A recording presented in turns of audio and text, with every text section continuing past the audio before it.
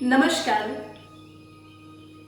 आइए मैं पुनः उपस्थित हूँ आप लोगों के बीच में और हम जिस संस्कारों की श्रृंखला पर बात कर रहे थे पुनः उसी कड़ी को आगे बढ़ाते हैं। जैसा कि मैं आप लोगों से बार बार निवेदन करती हूँ कि मानव के निर्माण में संस्कारों की बहुत महत्वपूर्ण भूमिका है और जितने भी हमारे संस्कार हमारे गृह सूत्रों में आए हैं या ऋषि जी ने जिनका वर्णन संस्कार विधि में किया है, महर्षि उनका आध्यात्मिक और वैज्ञानिक दोनों ही प्रकार का अर्थ हमें समझाते हैं, बतलाते हैं।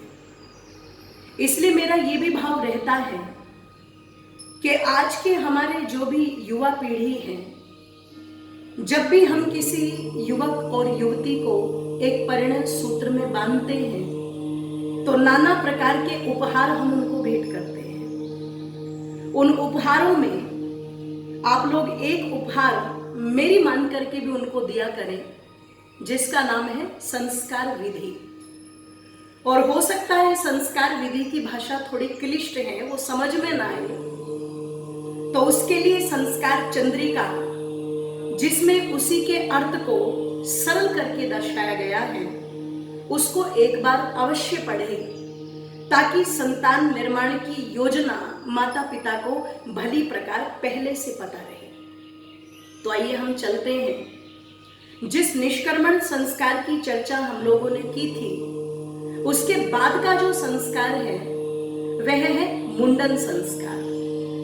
और मुंडन संस्कार कराने की परंपरा हिंदू रीति रिवाजों में आम है, लेकिन ध्यान रखिएगा, बच्चे का मुंडन संस्कार कराना विधि विधान के साथ में कराना ये बहुत अच्छी बात है।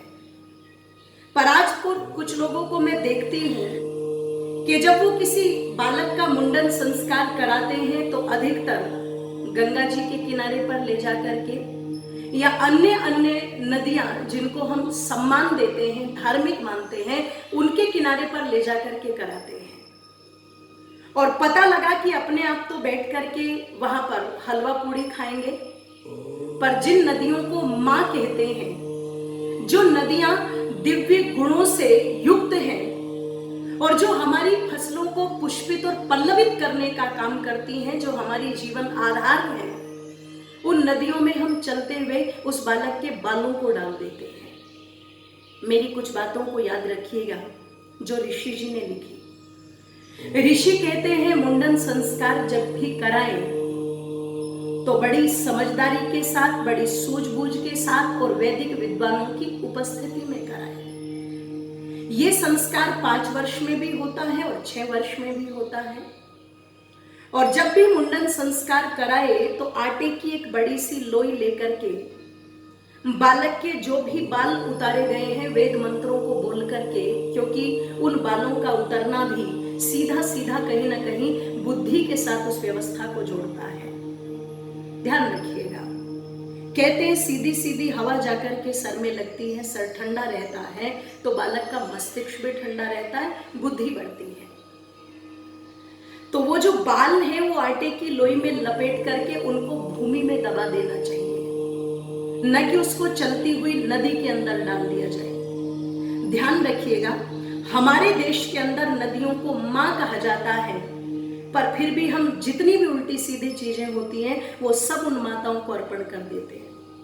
और विदेशों के अंदर जहां नदी को केवल नदी कहा जाता है, आप यदि उनको जाकर के देखेंगे तो आपको नदी की तली बिल्कुल स्पष्ट दिखाई देगी, इतना साफ स्वच्छ वहां का जल रहता है। तो हमें शिक्षा लेनी चाहिए। जब भी बच्चों का मुंडन संस्कार कराएं, मेरी आपसे प्रार्थना है कभी भी नदी में बाल न डालें, कभी भी ऐसी चीजें नदी में न डालें जिससे कि नदियों का जल जो है वो दूषित हो और सरकार को पुनः उसकी सफाई कराने के लिए इतना पैसा लगाना पड़े।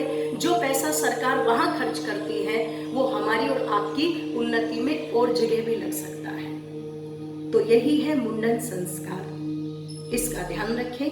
आप सभी का बहुत बहुत धन्यवाद।